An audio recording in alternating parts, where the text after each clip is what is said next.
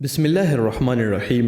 نامہ پارہ۔ اس پارے میں دو حصے ہیں، سورہ اعراف کا بقیہ حصہ اور سورہ انفال کا ابتدائی حصہ۔ نمبر 1، سورہ اعراف کے بقیہ حصے میں 6 باتیں ہیں۔ حضرت موسیٰ علیہ السلام کا تفصیلی قصہ، عہد الست کا ذکر، بلعم بن باعورہ کا قصہ، تمام کفار چوپائے کی طرح ہیں، قیامت کا علم کسی کو نہیں، قرآن کریم کی عظمت، فتح مصر کے بعد جب بنی اسرائیل کو قوم جبارین سے جہاد کرنے کا حکم ملا تو جبارین ڈر گئے اور بلعم بن باعورہ کے پاس آئے کہ کچھ کرو۔ بلعم کے پاس اسم اعظم تھا، اس نے پہلے تو اس کی مدد سے منع کیا، مگر جب انہوں نے رشوت دی تو یہ بہک کیا اور حضرت موسیٰ علیہ السلام اور بنی اسرائیل کے خلاف بد دعائیہ کلمات کہنے شروع کر دیے، مگر اللہ تعالیٰ کی قدرت کے وہ کلمات خود اس کے قوم اور قوم جبارین کے خلاف نکلے۔ اللہ تعالیٰ نے اس کی زبان نکال کر اس کو کتے کی طرح کر دیا، فَمَثَلَ كَمَثَلِ الْقَلْبِ۔ نمبر 2،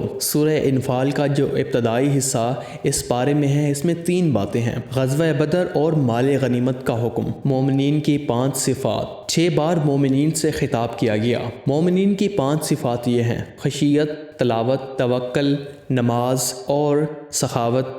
آیت نمبر 20 میں ہے، اے ایمان والو، اللہ اور اس کے رسول کی اطاعت کرنا۔ آیت نمبر 24 میں ہے، اے ایمان والو، اللہ اور رسول جب کسی کام کے لیے بلائیں تو ان کا حکم قبول کرنا۔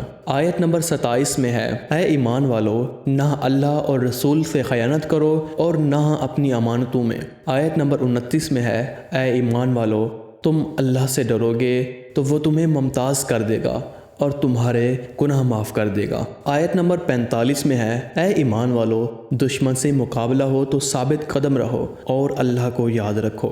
دوستو، اگر آپ کو ہماری یہ ویڈیو پسند آئی ہے تو اسے اپنے دوستوں کے ساتھ ضرور شیئر کریں۔